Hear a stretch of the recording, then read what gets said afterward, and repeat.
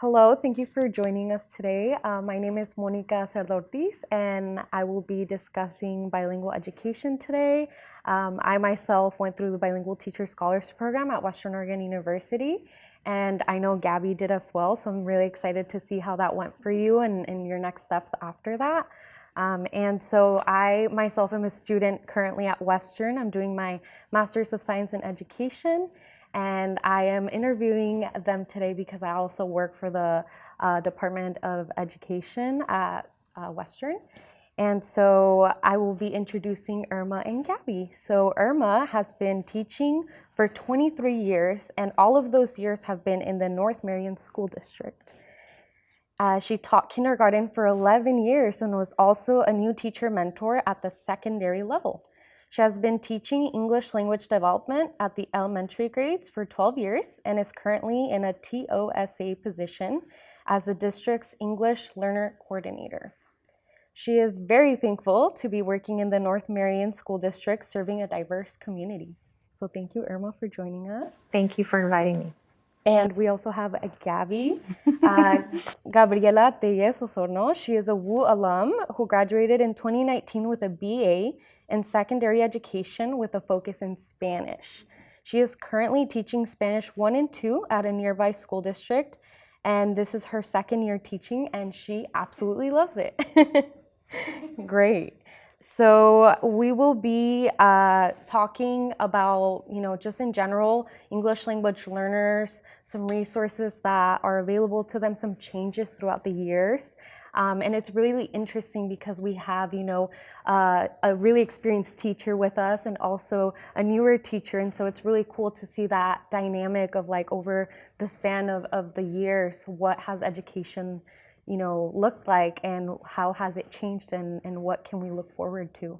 And so I'm really excited to hopefully inspire future bilingual teachers to consider this amazing career that I'm sure is really rewarding. And we will go through some questions to discuss how, their journeys have been becoming teachers and then the impact they've made. So we're really excited to have you all here today. Thank you. Thank you. So our first question is just talking about your experience as an English language learner through your K through 12 experience. How was that experience? And Irma, would you like to start? So my experience started at North Marion School District, and so I actually went to school from kindergarten through 12th grade at North Marion, which is the school that I currently work at. So for me, that has been really exciting. When I first started kindergarten, I did not speak English, and that was a little bit surprising to my teachers and to other staff members because they just assumed I was from Mexico, but I actually was born here in Oregon, and it was a little bit difficult for them to understand how I could be born in Oregon but not speak English. And so my parents are from Texas, and the primary language in our home was Spanish. So that is all I heard. And so I actually didn't hear English until I started school. And I think that happens a lot for our English learners, and it can be a little bit difficult to understand that, but that really is the reality. So a lot of our English learners may not be from other countries. They might be here from the United States, but they are, in fact, still English learners. So in school for me, I loved language. I felt like I was able to learn it very quickly. Other Latinos that were in my classroom, it was very difficult for them. I remember seeing many students in the classroom sitting by themselves most of the day, isolated, and not having a lot of interaction with the teacher or with other students because they didn't understand or speak English. So for me, that is a memory that is a little painful to really think about how all of these students didn't have a positive school experience and how that impacted the learning that they were receiving. Yeah, thank you so much for sharing. And Gabby, would you also like to share? Yeah, so similar experience to Irma. I went to school to the same district I'm working at right now, so it's really such a privilege to come back to the community and help and support. And same thing with you as well. Going into school, going into preschool and kindergarten, my teachers were also thought that I was from Mexico, and I was like, no, I'm from Oregon. I'm born here, but all I knew was Spanish, and my parents were very strict growing up.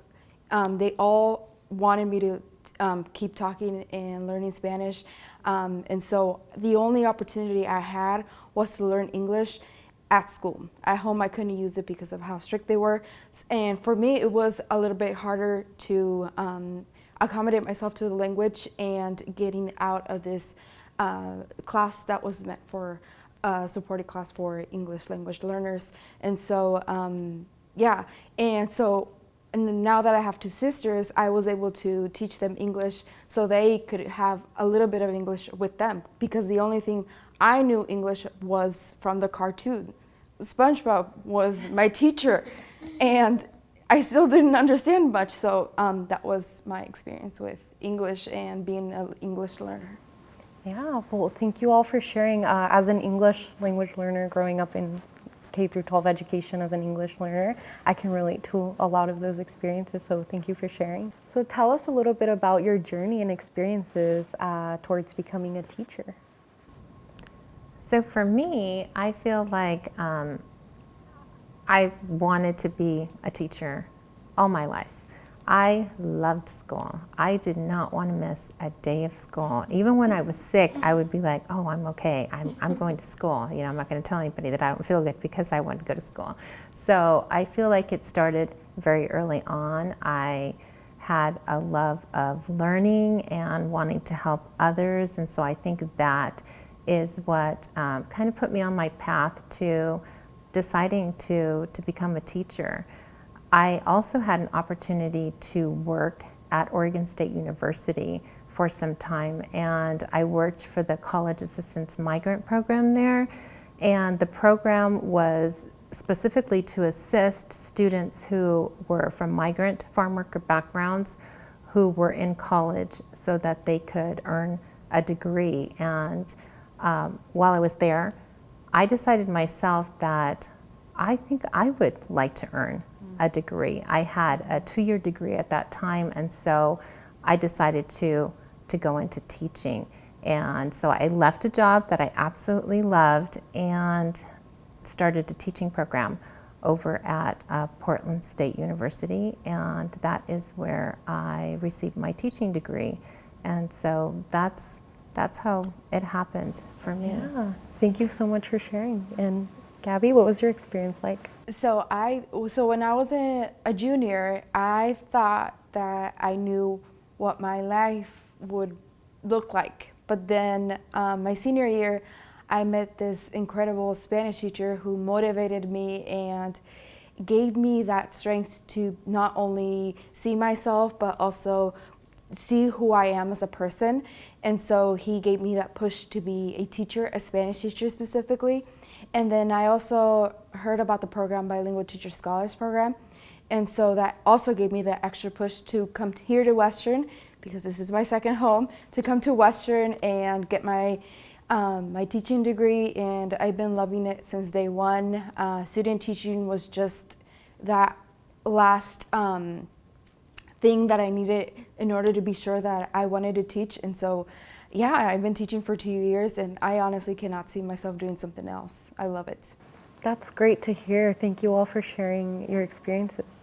I want to add one more thing. Yeah. That after I got my teaching degree, one of the things that I had always dreamed about was actually being a teacher in the district that I went to school at. I kept remembering those kids that I told you about earlier, and I really felt that I wanted to go back to North Marion and to give English learners a different opportunity than what I had seen while I was there, and so that they could have that caring environment and be able to feel confident about who they were and all the pride that goes with being Latino and an English learner. So that was very important to me, and I was able to do that. Yeah, that's an excellent way to serve your community and give back to your communities.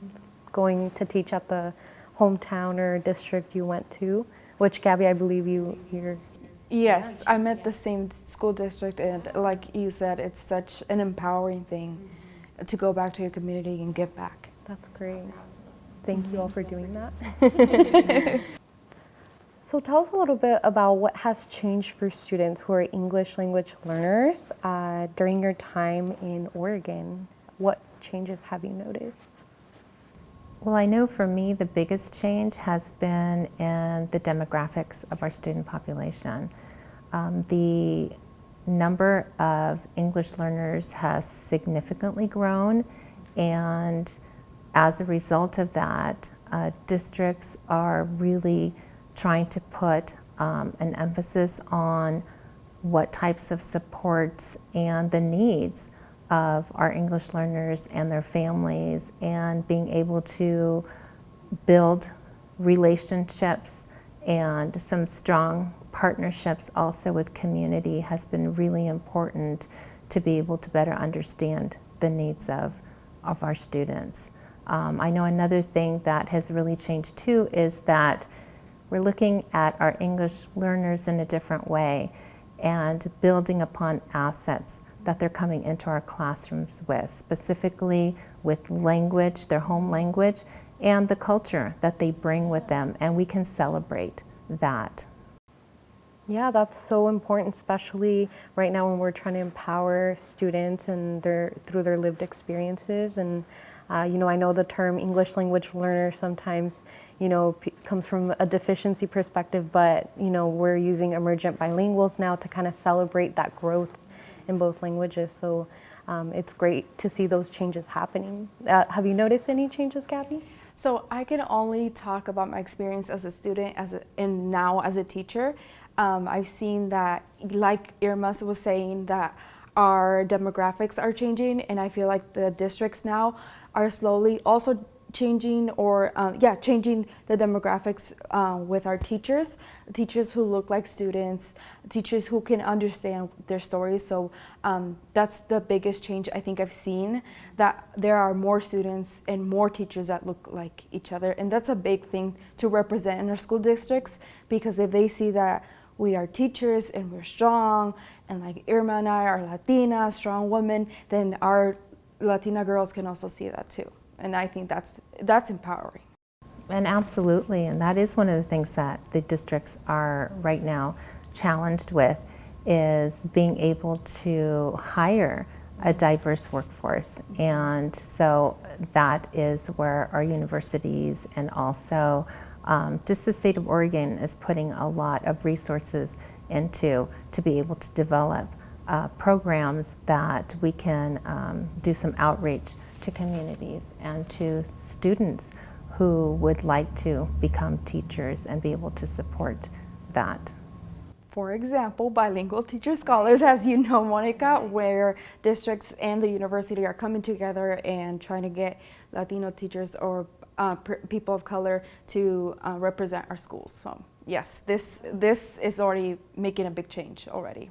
Yeah, it's a really exciting time for students to see that representation in the classroom and just feel empowered and understood and valued, right? So thank you all for sharing some of those changes you've seen. So Irma, you've been doing some amazing work at the North Marion School District and helping create a bilingual teacher pathway program. So can you tell us a little bit about that program? And so that program there's two parts to it. So the first part of that program is actually an early morning English language development class for English learners at the emerging and early intermediate levels of English proficiency. So before school, the regular school day starts, I have a classroom with 20 students who are at those levels of English proficiency, coming into school each day and having an hour of instruction in language development. But there's also a focus on social emotional learning in that class as well. And that combination has been working out really, really well for our kids. And it's been wonderful to see the growth, not only in language for our students who are attending that class, but also in the way they're feeling about themselves, their confidence, and just that being able to speak and verbalize the things that they're feeling. And so I love that it's a combination of those two things for that class. So those students are coming in each morning before school. And at the high school level, the second part of that is at the high school level, I have a course there that is called Bilingual Teacher Pathway. And so students at the high school level can take the Bilingual Teacher Pathway course for elective credit towards graduation, and they come in and they are our cadet teachers. They are working in small groups with our English learner students in that setting. And so one of the things that is really wonderful about that is that I have students who are former English learners of mine, who I had maybe in kindergarten, first and second grade, who are now coming back and helping me. So to me, this is so rewarding to be able to have that connection with my high school kids and how much they're helping me, because at the time that I was teaching them when they were, 5 and 6, I never expected that they would come back and help me. So I love that part of it. And I think that there's no way that I could have planned that. It just happened. It was just like a natural thing that happened. And so when they come in, they have an opportunity to work with students in their native language and also in English. And the teachers, the cadet teachers, get to see themselves as teachers. And so that to me gives them an opportunity to see themselves in a different way and to potentially become teachers themselves, if that's the path that they want for themselves and that I can help them with. So that's how the program works, and it's been very successful. The relationships that are built between my young English learners and then the high school English learners is so strong that many of my high school students will come back for another term just because they want to keep working with their students that they were working with in small groups. So it's a wonderful program. That is such a It wonderful really is. program, and what a great way to inspire students to go on to higher education and choose a path that allows them to come back to their community and serve English language learners. And I actually had a similar program like that at my high school. It was a teacher cadet program at North Salem High School, and that's what connected me to Western in the Bilingual Teacher Scholars Program. And it's interesting because during my teacher cadet experience, I sought out bilingual classrooms. I could choose whatever classroom I wanted, but I remember that I would always go to like bilingual third grade classroom because that's where I felt like I was really connected to the students because I saw myself in them, right? And so I definitely agree that being an English language learner allows you to connect with those students who are also, in that process of learning a second language. And so thank you so much for helping create that program, and I hope more schools continue to develop these pathway programs that allow them to explore teaching as a career option. That's very rewarding. Yeah. It is, and I think something that you just said kind of reminded me of some feedback I've gotten from our high school cadet teachers, where they've told me that, I wish that when I was young, that we could have had a class like this while I was learning English. And I remember thinking about that particular young woman because she was an English learner in my classroom. And I think, wow, you know, what could have been for her. And so I think that just getting that feedback from our high school students is really important to be able to understand how valuable this type of program is. Yeah, and it seems like a lot of school districts are looking into ways to creating those pathway programs. So hopefully we see a lot more of that in the future. I hope so, yes. In the program I'm in currently, I'm doing a lot of work with ESOL education, and so I'm learning a lot about the needs of emergent bilingual students. And one of the things that stood out to me was resources, like whether that's online or just general resources for students. So one of my favorite ones is called Colorín Colorado. It's a great web page that I think just encompasses all that you need to know as a teacher, a bilingual teacher. And so do you have any particular resources for emergent bilinguals that you'd like to share? One of my favorite resources is actually materials and lesson plans from a company in Ashland, Oregon. It's called Fun to Teach. And so one of the things I really like about their resources is that they have lesson plans, they have bilingual games and activities in math and reading at the elementary level. And so for me that's perfect, because one of the things that's really difficult for classroom teachers, and they could be for English language development teachers or general teachers in the classroom, is trying to combine the language objectives with content objectives. And so their materials already do that for you. And so they have a lot of hands-on learning that happens too with their games and activities. And so I absolutely love using those resources. You can purchase them online, and they also offer, this is the best part, they offer training. So they actually have workshops that they do throughout the year. And because they're a local company, they're able to come to the Portland area a lot. And I believe that they've also been to Eugene, maybe Salem Kaiser as well. And so that if you just look out for Fun to Teach, yeah, I think that it's just a really valuable resource to use for English learners at the elementary level. Yeah, thank you for sharing Sure. such a great local resource. Oh, and I want to tell you one other thing that's really awesome about them. So usually when teachers go to a training or to a workshop, you come back with all these ideas of all these notes and things you're going to do, and then you get into the classroom and then you're just in teaching mode. It's really hard to find that time to make and create all these things that you learned about and that you were like, oh my goodness, I love that idea. I need to do it as soon as I get back.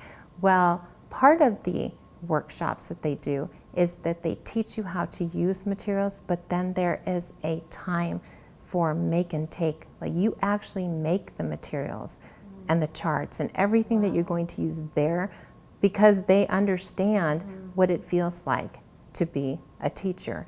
And so you're more likely to be able to come back to the classroom if you already have the things made and just put them up and start using them. So that's what's really nice about their workshops. I haven't been to very many that offer that actual prep time, and they do. So I highly recommend. Well, thank you so much for sharing, and I know Gabby and I will definitely be checking Yes. out that resource.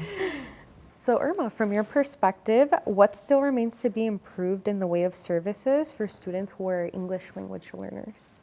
So I think that teaching English language development embedded with content teaching is very important. And I know that many times we have seen in the past that English language development is taught in isolation, and I think that there's a shift moving towards a different type of model for English programs or English language programs, so that the teachers who are teaching English language development are actually working together with the general classroom teachers, so that there is an opportunity to learn from each other and to make sure that the standards in language and the standards that are for the content area are being addressed when lesson plans and delivery of instruction is happening in the classroom. So I think that that is very important, and I like that districts are recognizing that in the models that they have currently in their buildings for the delivery of English language services, and that co-teaching is something that has been brought up a lot, and the different types of co-teaching that can happen in a building, so that our students who are learning English are better served. Wow, thank you for sharing that. I don't know if you've noticed that in your district, if they've done anything with co-teaching or kind of working towards that model at all. I've seen wanting to build a community within the school itself, but co-teaching with other teachers, no, I have not seen that. And it's difficult. I think that's why. I think that we're, like you're saying, there's a lot of conversation around it, but to actually implement a program like that, it takes a lot of work. It just looking at the master schedule. I mean, there's so many things. Just having teachers be open to teaching with another person. It truly is like a marriage, you know. You have two teachers in one classroom. And so there's a lot that kind of needs to happen, that foundation, building that foundation work.